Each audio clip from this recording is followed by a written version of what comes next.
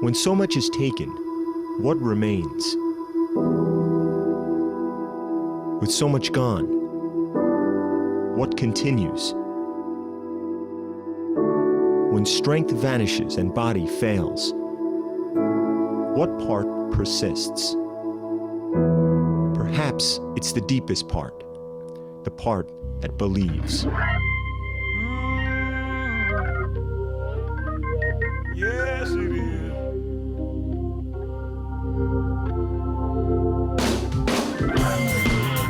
Believe means to me that I can basically do anything that I want to do if I put my mind to it and work hard at it. From the time he stepped on a football field in Avenel, New Jersey, in Pee-wees, Eric LeGrand made people believe. At Colonia High School, he grew into a two-way player, four-year starter, and full-time force. His senior year, he had 115 tackles and scored 12 touchdowns. It was then LeGrand developed a ritual, one he shared in the summer of 2010, a ritual involving a word that would become his second signature. I used to always hit the EL because Eric LeGrand, for the initials for and believe, used to always tap that. A second-team All-State linebacker, LeGrand chose to stay home and play for Rutgers. With his size and strength, coaches moved him to nose guard. In 2008, his freshman year, he played immediately. Hodges can't get away from Eric LeGrand, who drags him down at the 20-yard line. Then a sack for LeGrand. The staff also saw another role. I played special teams all year, kickoff and kickoff return, where I basically found my home at. He was on our kickoff team. He was our leading player on our kickoff team. So that tells you a little bit about a 275-pound man who's your go-to guy on your kickoff team. We're here at the Meadowlands, the new Giant Stadium. We're out here ready to go, being focused, and we're going to keep on chopping all day long. Eric LeGrand, 6'2", 275-pound junior from Avenel, New Jersey. The weather was perfect for football. There was 5 minutes left in the fourth quarter. We're running down on the field and going down there to make a tackle in a big game, just like I've done hundreds of times before. Oh, what a great open field hit by Eric LeGrand, who is shaken up on the play. It felt like a flash grenade went off. Everything went silent in slow motion for a minute, and then all of a sudden I was on the ground. And I tried to get up and I couldn't move. And I was sitting there like, what's going on? I can't breathe right now. And then I just blacked out.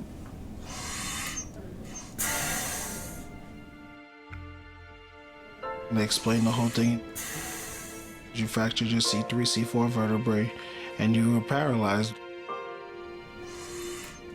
So I'll never be able to come off the ventilator, never be able to eat solid foods, never be able to walk again. They told me I'll never be able to live a normal life. I believe if we put the funding to it, you'll get these people, including me, out of these wheelchairs, and that's what I'm going to continue to do, to raise awareness and try to raise money through Team LeGrand of the Chris Grandin Reed Foundation, so I can live my dream and go back to MetLife Stadium, getting back up and walking, running, or whatever I can off that field. We talked to Eric LeGrand, former Rutgers player who unfortunately was paralyzed in 2010 trying to make a tackle in a game against Army. What have doctors told you about your ability or your efforts to try to walk again? You know, things have come back for me. I'm not where I want to be yet, but I'm still working hard to get there. That's trying to get back on my feet, and leave everything else in God's hands. That day can't come soon enough.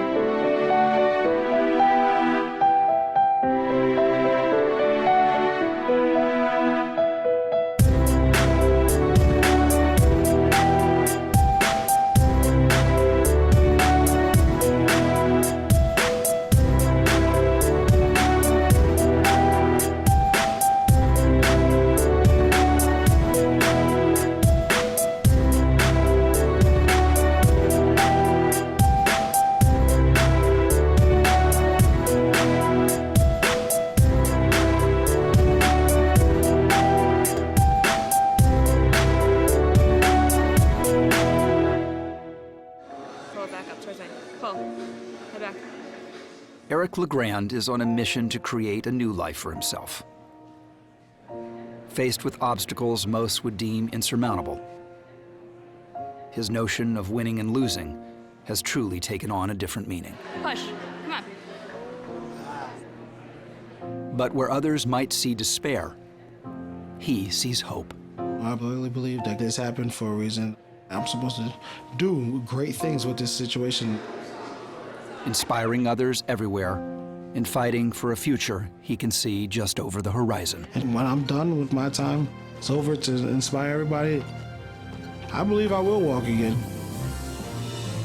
And when I do rise from this chair, I'm gonna go back onto the field right where I got hurt.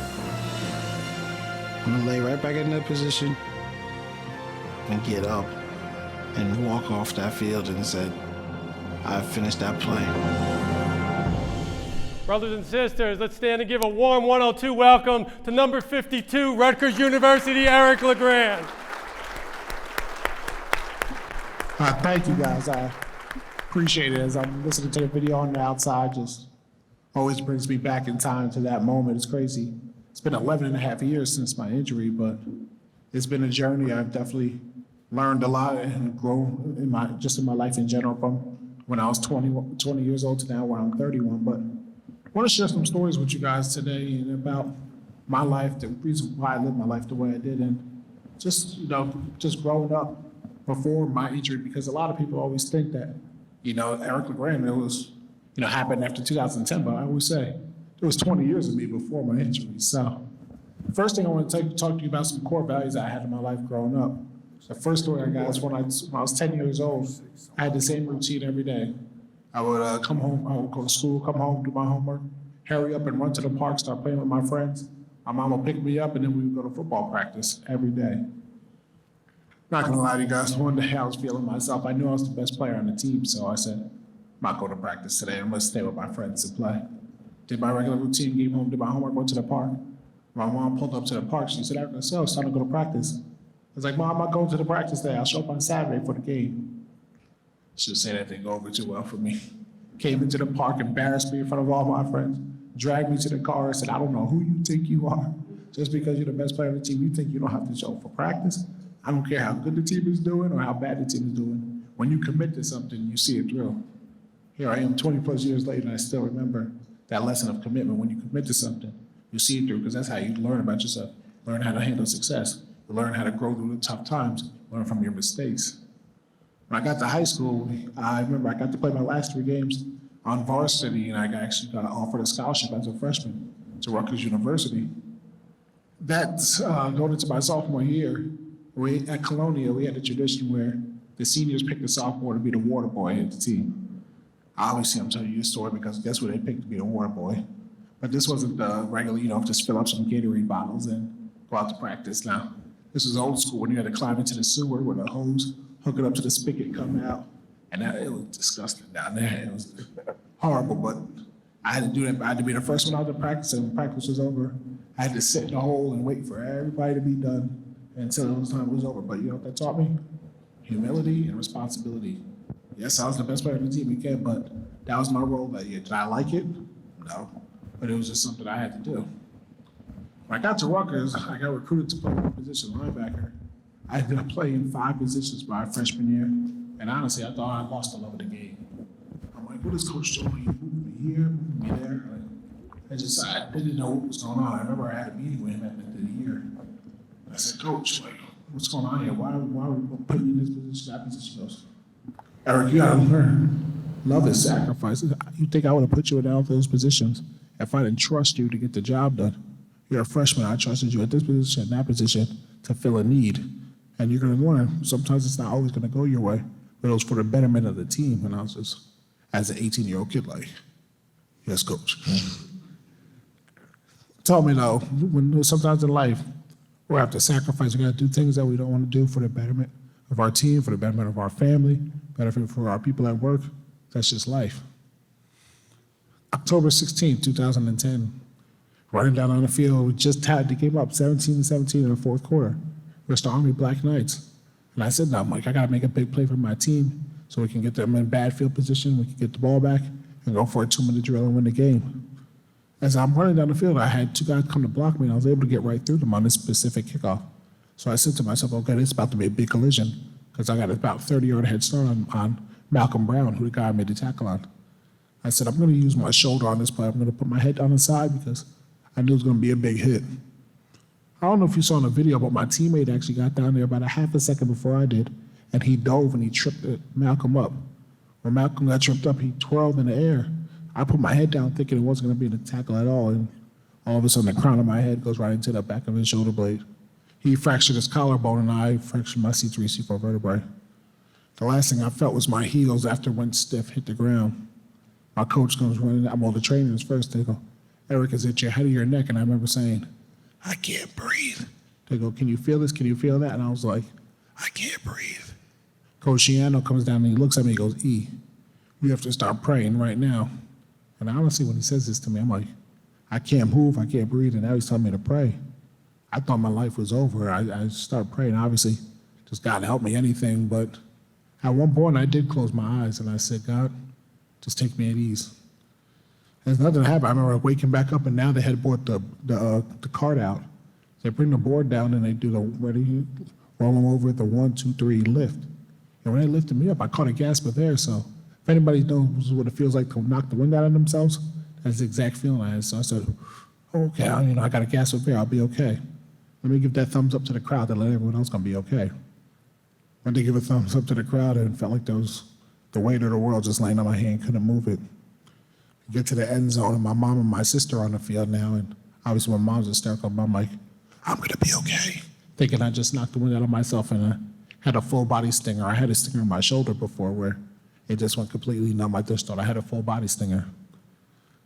They put me in the ambulance, and I remember they put an oxygen mask on me, and I was ignorant to the fact of what an oxygen mask actually does for you. I'm thinking, once they put it on, I'll take that inhale and exhale out, but I remember I went to inhale and I blacked out.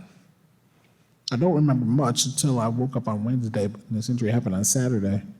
But a lot of people always say, like, Eric, how did you deal with those first few days? Like, how did you adjust? And I always say, honestly, I feel bad for the people that were around me, my mom, my family, my teammates, my closest friends, because I don't remember much. I was so highly medicated from all the surgeries and stuff, but I remember getting to the hospital, looking up and seeing a bunch of lights, blacking out, and I wake up, and I'm in a room with a bunch of doctors. Sounds like just speaking a different language. Black out, and I wake up one more time, and now I'm in the room by myself with all the monitors and sounds going off. They had pulled my mom into the room that night with my teammate and his mother, and the two doctors there, one was very blunt. Said, your son has fractured a C3, C4 vertebrae. He'll be paralyzed from the neck down for the rest of his life. He'll never walk again, never breathe on his own, never eat solid foods, and we're hoping he's strong enough to make it through the surgery. So if parents are in the room, I can imagine how my mom felt after hearing that, and he left to go get prepared for the surgery.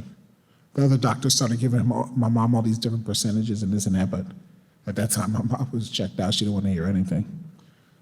They let me see her before I went into surgery, and I kind of remember this, but I kind of don't.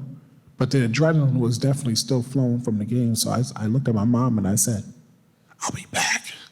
And when she heard me say that, she said, okay, if he's fighting already, whoever sees him from here on out, do not let him see you upset. Don't cry in there. If you have to step out of the room, step out, but everyone go in there with good positive vibes and good energy. And I remember waking up on Wednesday, and literally my room was filled with jerseys and postcards and helmets from all these different NFL teams and college football teams. And I remember Tom Coughlin was the head coach of the Giants at the time. He came by, and then he sent over all the rookies. That was Jason Pierre-Paul's rookie year. They all came by to see me. Andy Reid was the coach of the Eagles. He came up the Turnpike. So in my head, I'm like, this is perfect. I'm about to be a first-round pick now. When I get back out there, everyone's coming to see me. Little did I know that I wasn't going to be playing football anymore at the time, but it brought all the good energy, but also just family members and teammates and friends I hadn't seen since middle school, high school, everyone coming out to support me. It really was, everyone just had so much positive energy when I came in my room. And I always say, you never know what faith and positive energy can do for you. Coming in a room, everyone's like, E, you're gonna be okay, we got your back. You're the toughest person I know, you're gonna get through this. And that helped me. But I did have dark days. There came a time when my mom finally had to leave with my aunt and my sister to go get some rest. So they got a hotel right next to the hospital. And I was terrified to be alone at night. I was by myself hooked up to all these monitors, can't move, all these tubes coming out of me. So Coach Shiano would come up every night at 11 p.m. and stay with me till about 1, 2 a.m. in the morning and be sitting there breaking down film, talking to me, things like that. And I remember I always used to try to pretend to go to sleep because I'm like, all right, it's time for him to get out of here. He got practice at 6 a.m. in the morning. So when he left, I called him the terrors of the night. It was literally me by myself, and I have a call bell next to my head where if I needed a nurse, I would have to tap over, and I always was nervous. I'm like, if I hit this, if it falls down, what am I going to do? At the time, I didn't have enough energy to yell, so I would be like, so I would be stuck. So talk about being terrified when if you just tap the call bell and it falls off your shoulder, what are you going to do? So I remember one nurse finally came into my room, and I just asked her, I'm like, why do you do this job? Like, what made you want to become a nurse?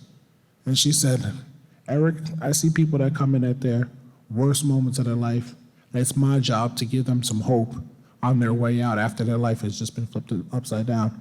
I don't do this job for the paycheck, I do it for my patients.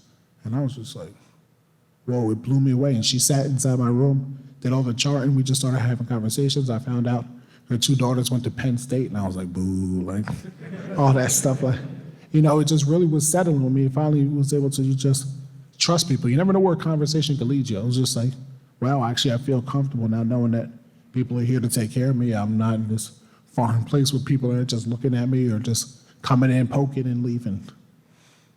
Finally, it was about 3 weeks into my stay at Hackensack, and it was time for me to move on. I thought I was going home, and they're like, no, Eric, you got a long roll ahead of you. You're going to be moving to Kessler Institute in West Orange, New Jersey. And I remember I was like, all right, well, let's go there. I remember waking up that day, it was like November 3rd of 2010. And I remember waking up and I was like, you know, there's something off. I'm still really don't have any energy. I don't know how I'm going to do therapy. Like I'm falling asleep in the middle of conversations. But everyone was pumping me up like, you got to get you going there. We got to get you moving and stuff. So I said, okay, let's go. Get over to Kessler that day. I remember getting carted down the hallway and all I can hear is everyone whispering, that's the Rutgers football player. No one knew my name, just I was the Rutgers football player. I get in my room and Kessler decided that they wanted to introduce me to everybody that day. The CEO of the building, administration team, the nursing staff, and then my physical therapist, occupational therapist, and the last guy that walks in the room, 5'6", 140, 150-pound Jamaican dude named Humphrey, looks at me and goes, Eric, I'm going to be taking care of you, man. I'll wash you up, get you dressed, get you in your wheelchair and out to therapy. And I'm looking like, there's no way this man's going to be able to take care of me. So I look over at my mom. I said, Ma, you got to get me out of here. And she's like, Eric, stop. I'm like, listen to this man. And little did I know that Humphrey was going to become a lifelong friend. He became my barber while I was there, gave me a mustache, all this stuff. He taught my mom all these different techniques on how to take care of a quadriplegic and this and that.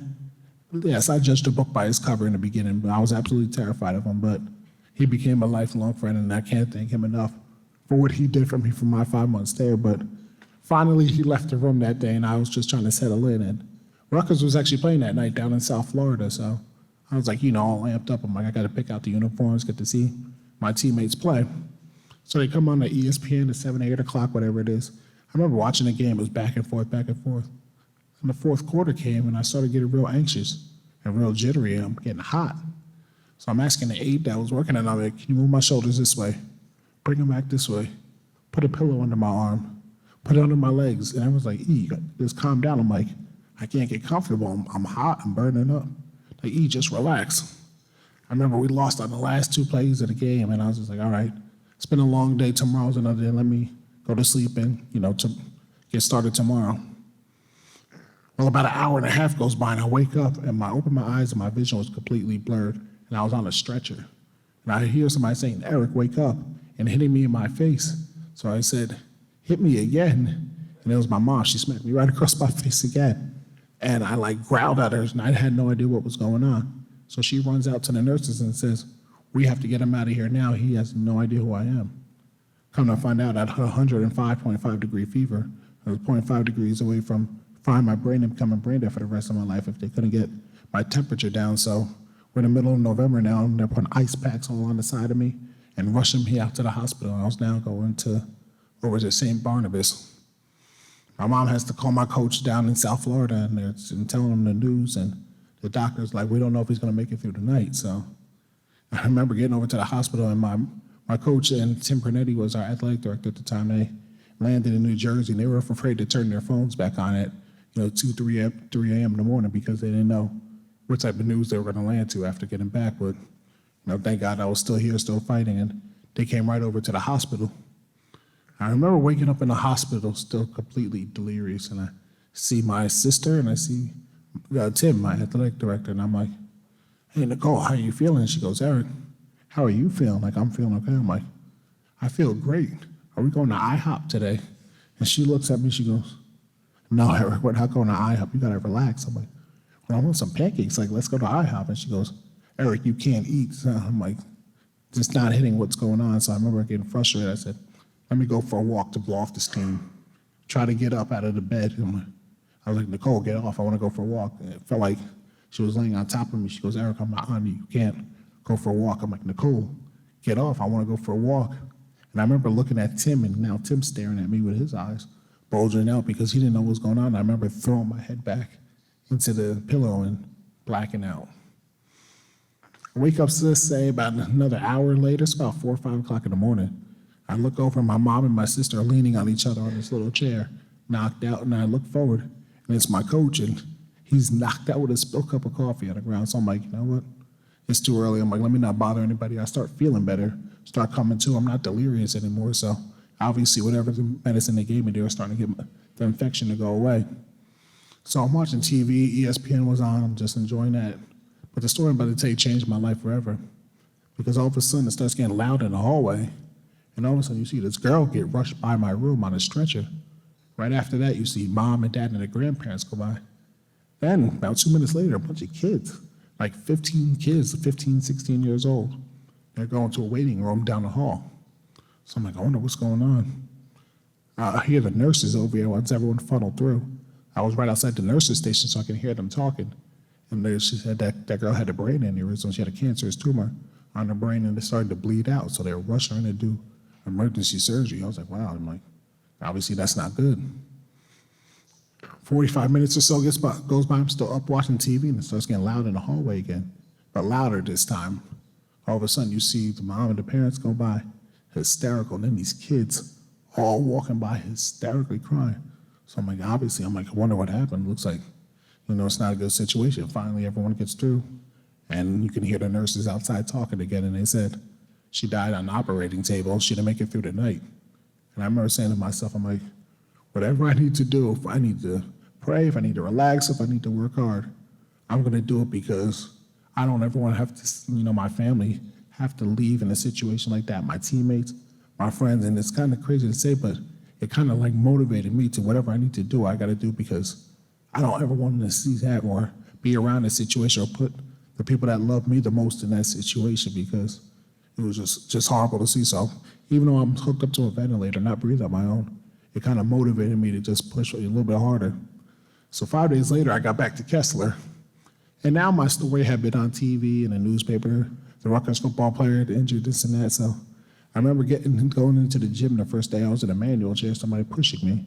And as soon as I get in there, everyone's going through their routine and their workouts with their therapist. It was like the record stopped playing. Everyone stopped and turned their head to look at me like I was about to come in there doing backflips or something. The therapist pushed me all the way to the back, and everyone just stared at me as I went by. No one said nothing. So I get into my athletes, and I'm like, whatever. Put my head down, time to go to work, like whatever. Everyone's staring, no one saying nothing, whatever. Finally, this went on for about 2 weeks. No, everyone just staring, no one saying anything. Finally, someone had the courage to come up to me, and his name was Jermaine. He was 22, I was 20 at the time. We hit it off right away. Jermaine had his upper body so he could wheel himself around, so after he introduced himself, he would come hang out in my room. And I'm not gonna lie to you guys, when I was at Kessler, Rutgers, they took care of me. They put my flat screen TV to the room, had my Xbox hooked up, and they even put a satellite dish on top of the building, so I had all the channels to watch TV. So little say, after therapy, my room was the hangout room. So Jermaine would wheel himself down to my room and start playing the games, and I'll talk junk to him, telling him how horrible he was and this and that. He just became like part of my family, because my teammates started to get to know him. My grandma started cooking collard greens for him on the weekend and this and that. But I finally got to the crossroads of, how do you ask somebody how they got in a wheelchair? Yes, I was in a wheelchair, but I'd never been in this situation before. And I remember the saying that my coach used to always say to us when it's 120 degrees on the turf, yelling at us, screaming. And he used to say, you have to learn to be comfortable being uncomfortable. So I said, you know what? I'm not going to be rude. I'm just going to be genuine. We're just going to ask Jermaine how he got in a wheelchair. Was he born that way or did he have an accident? So I was like, Jermaine, you know everything about me, my family, my friends. I'm sorry it took me so long, but what happened to you? Like, how did you get in that chair? Were you born that way? I genuinely wanted to know.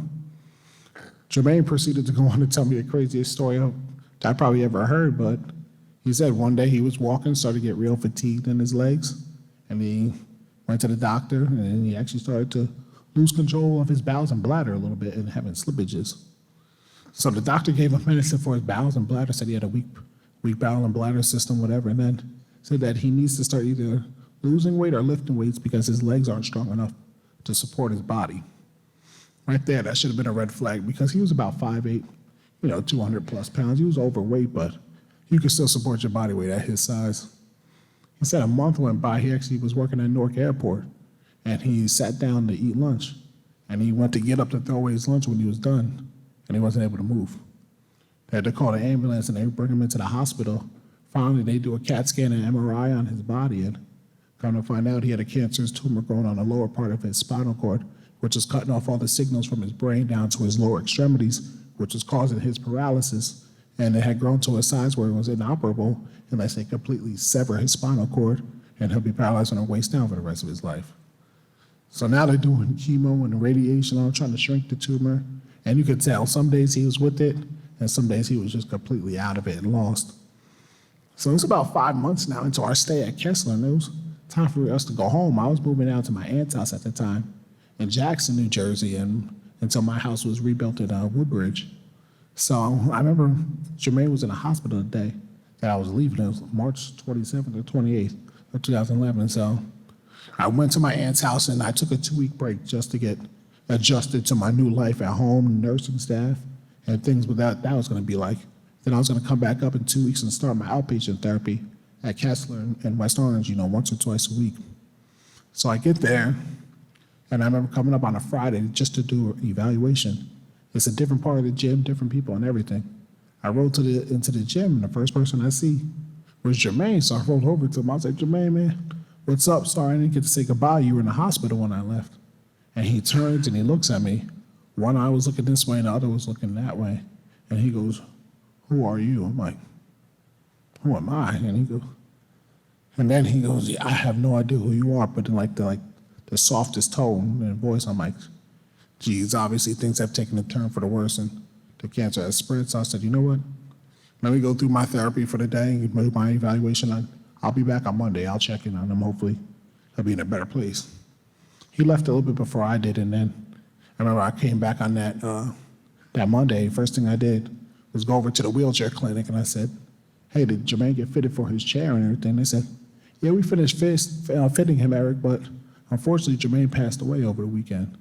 And I remember saying to myself, I'm like, you know what? You won't ever hear me complain about anything in life because the things that I saw, the relationships that ended, the people that didn't have anybody there, meanwhile, thousands upon thousands of people reaching out to me, supporting me, wishing me well. It opened up my eyes. It changed my life. It gave me a newfound appreciation because we got to realize we're all going to go through some adversity in our life, whether we're 5 years old or 65 years old. How we handle that adversity will ultimately define us. I know Jermaine would want to do anything that he possibly could to be able to take care of himself and not have to worry about anybody there. I met Jermaine's mom twice and his dad one time in our 5-month stay there. Meanwhile, like I said, he knew everybody that I knew, all my friends and family. He was wearing the same clothes 4 days in a row that I started giving him some of mine. It made me say, no matter how bad your situation may be in life, there's always someone that has it worse. No matter what you're going through, because we all go through our own things, everybody. Don't be afraid to ask somebody for help. Be there for somebody, lend a helping hand, because you just never know. And you can be in the wrong place at the wrong time, just like I was, or when something like that happens to Jermaine. But it inspired me and motivated me because at one point I said, you know what? It was around 2012. So many people were like, Eric, what can we do to help you? Like, you're still fighting. We want to help. We want to be a part of your cause. So I remember the Christopher and Dana Reeve Foundation had reached out to me way back in the very beginning, offering support, offering help and things that whatever they could do to educate me on spinal cord injuries, and and showing us the research that they're trying to find a cure. So I remember it was around January of 2013. I was like, Mom, I think it's time for us to start a foundation. Everyone's asking us how can they help. I think it's time, to start giving back. And I said, Mom, remember those Christopher and Dana Reeve people? Like, remember they reached out, like, maybe we should have a conversation with them. She goes, absolutely. I could get everything set up and, we'll set up a meeting. Me being me, and when I was born, I said, hey, Mom, who's Christopher Reeve? And she goes, are you kidding me? I say, no, like who is it? Who's Christopher and Dana Reeve? She goes, you don't know who Superman is? The original Superman in the 70s and 80s in the movies? I said, Mom, I was born in 1990, right?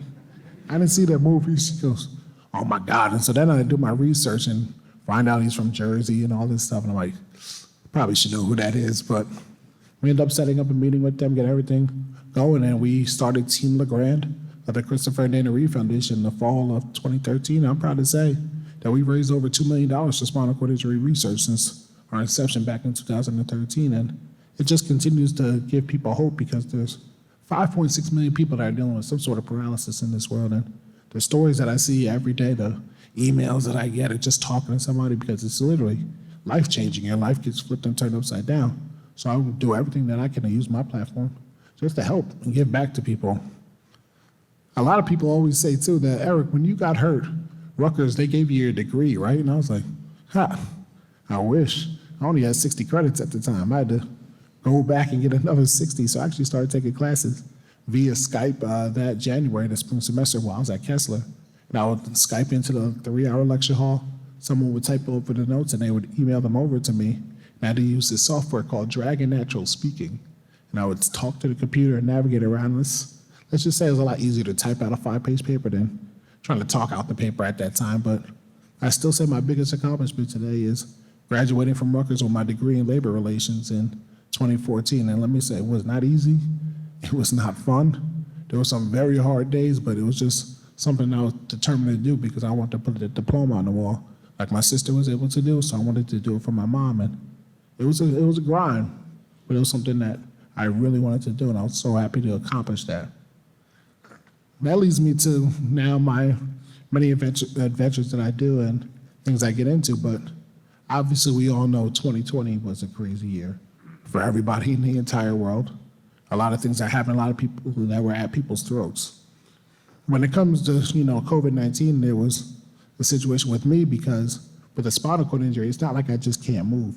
There's a lot of secondary complications that come with that: lung deficiency, just being more around. If you get caught, who knows what could happen to you. So when it first came around, I remember I hunkered down in my house watching Netflix and all these shows and this and that, and I started getting into audiobooks. And I said to myself, I'm like, you know what? Everyone's at each other's throats. Like, we need some more positivity in this world. I'm like, I need to use something to put my brand on, something to help bring people together again. I'm like, people always say, Eric, you're inspirational, you're motivation. When you see you, we look up to you. I'm like, all right, I have a T-shirt company, but how often do people wear T-shirts? Once every 3 weeks or so. How can I give somebody motivation every day? I'm like, well, what do people want and what do they need? Coffee.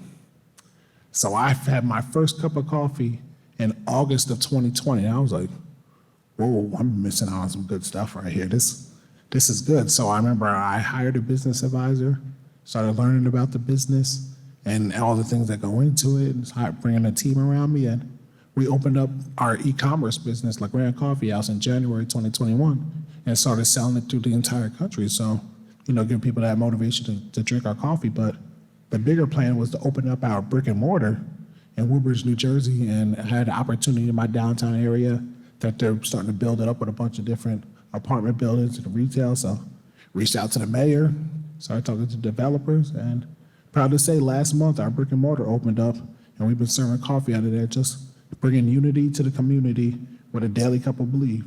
That's what our goal is. Our aspiration is just to help bring people together. And I can say the goal is being accomplished because people are coming in there, people that they haven't seen in years, meeting up for just a cup of coffee, some Danishes and croissant, and so that's what we wanted to do. Still to this day, though, my goal is to go back to MetLife Stadium, lay back down on that 25-yard line, and finish that last play. I continue to push the research what we're doing, raising funds, but most of all, raising awareness. And that's what it comes to when people like, whenever we're going through stuff. Always now, guys, hopefully after you hear me today, I want you guys to look at your life and say, you know what? Be appreciative for the things that you do have, your family, your friends, everything that's around you, your job. Don't focus on the things that you don't have. And if it's something that you really want, you work your butt off to get it. There's another, I just actually hinted at something a few weeks back that coming out with now, and that's Eric LeGrand whiskey. People think that people with disabilities don't like the finer things in life.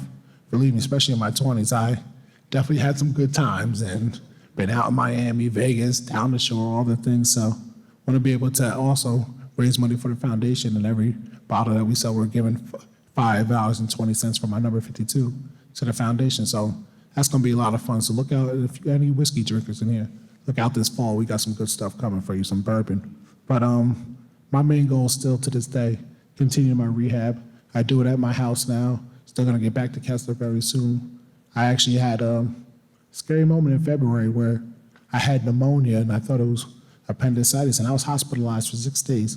Chest tubes coming out of me every which way. Had a bronchoscopy, my neothorax with my left lung collapsed 40%. It was a very scary moment, but it was very eye-opening too, to just remind me, you have to stay focused on the therapy. You got to keep moving. Don't let all the business and everything else, get you distracted. You still got to focus on your health. And I'm blessed to say I got another opportunity at life. And I'm here to this day, and I live by a definition that was embedded in our head at Rutgers, and it's the definition of success. And it's the peace of mind you get knowing you did everything you could to be the best you can be. I'll say it one more time. It's the peace of mind you get knowing you did everything you could to be the best you could be. I said, when you look yourself at the mirror at night, when you're done brushing your teeth, washing your face, you say, you know what? I gave it my all today, and whatever that's on your work project, helping your kids, with your relationship, with your family, I gave my all. If you did, put your head down on that pillow and sleep at ease. And if you didn't, we're all human. God willing, you wake up that next morning, look yourself in the mirror and say, you know what, today I'm going to make it my best day. And you start adding those days up over and over and over. Watch where your life takes you.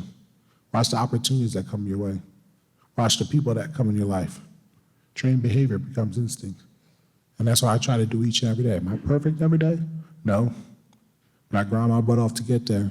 And I try not to have any excuses why. I put it all on myself.